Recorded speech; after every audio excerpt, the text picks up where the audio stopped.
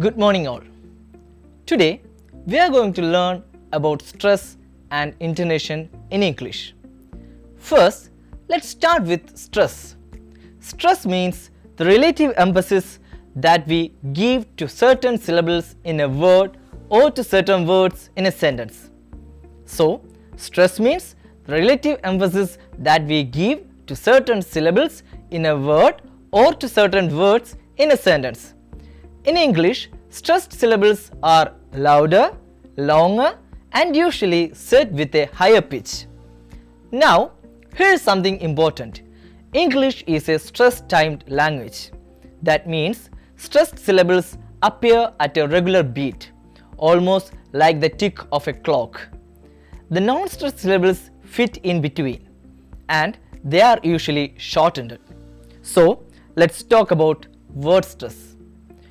Before we talk more about word stress, let's remind ourselves about syllables.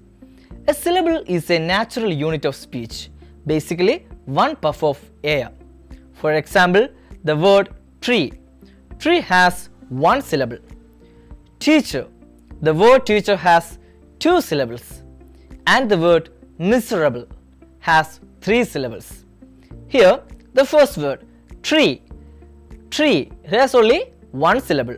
Teacher, teacher, it has two syllables, and at the same time miserable, miserable, miserable, it has three syllables. When we divide a word into syllables, we call it syllabification, and not all syllables are pronounced with the same force. The one said with the greatest force is called stress syllables. For example, in the word miserable, the stress is on the first syllable, miserable, miserable. The stress falls on the first syllable. But here's the tricky part. Stress in English is also free. It is not fixed in one position, like in some other languages. Stress can fall on different syllables in related words. For example, the word politics. Here, politics. The stress falls on the first syllable. Then we have politics, politics, the stress on the second syllable. Then we have the politician, the politician, the politician. Here the stress will fall on the third syllable. Now we have sentence stress. In English, not all words in a sentence are stressed. Usually, content words like nouns, main verbs, adjectives, the adverbs are stressed.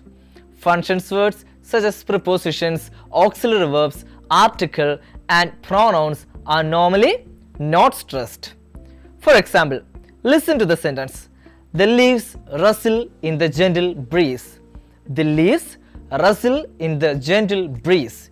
Here, the word leaves, rustle, gentle, breeze are stressed because they carry the main meaning. The other words are said more softly. Sentence stress can even change meaning depending on which word we stress. Let's take the sentence, I'll go to the cinema next Friday.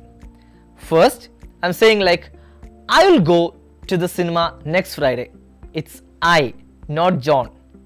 Then, I will go to the cinema next Friday. I will go to the cinema next Friday. Not to the temple, not to the school, but for the cinema. Here, the word cinema is stressed. Next, I will go to the cinema next Friday. Here, the next Friday is stressed. That means not this Friday, but the next Friday. The last one, I will go to the cinema next Friday. I will go to the cinema next Friday, not Thursday or Tuesday, next Friday. See, stress can completely change the focus and meaning. Now, let's move on to the next topic, intonation. So, what is intonation? Intonation is the rise and fall of voice in speaking. It helps to express meaning, attitude, or emotion. For example, a rising tone at the end of signals a question. Are you coming? Are you coming? A falling tone at the end usually signals a statement. Yes, I'm coming. Yes, I'm coming. Then we have a rise fall tone can show surprise or strong feelings. For example, really? Really? Here we can see the rise fall tone.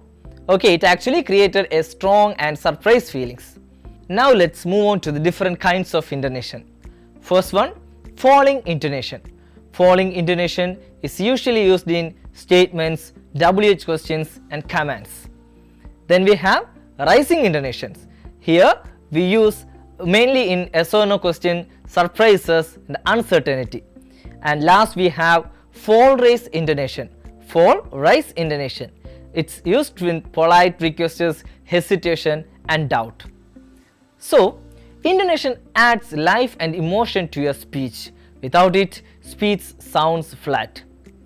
Now, we are going to learn the steps of phonetic transcription. Transcription means writing words the way they are spoken using special symbols from the International Phonetic Alphabet or IPA. This helps us understand English sounds clearly. Let's go step by step. Step 1. Listen to the word carefully. First, listen to how the word is pronounced. For example, the word cat. Don't think about spelling, only the sound. Then, step 2. Break the word into syllables. Break the word into syllables. Next, break the words into small sound parts or syllables. For example, the word teacher has 2 syllables. Teacher. So you have to divide in this part. Step 3. Identify vowel and consonant sound.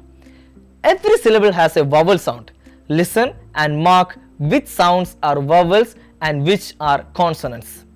Step 4. Use the correct IPA symbol. Now write the sound using the IPA chart. Remember, IPA is not spelling. It is the sound writing. Okay, so step 5. Step 5 is check stress and intonation. English words have stress. One syllable is stronger. For example, about is stressed on the syllable about. Sentence also have stress and intonation. For example, in how are you? In how are you? Here the word you is stressed and the pitch rises at the end. So today we explored what stress, intonation and phonetic transcription is. So keep practicing, listening and observing native speakers. Every sound you master brings you closer to confident, fluent English. Well done today. So thank you for listening to me patiently.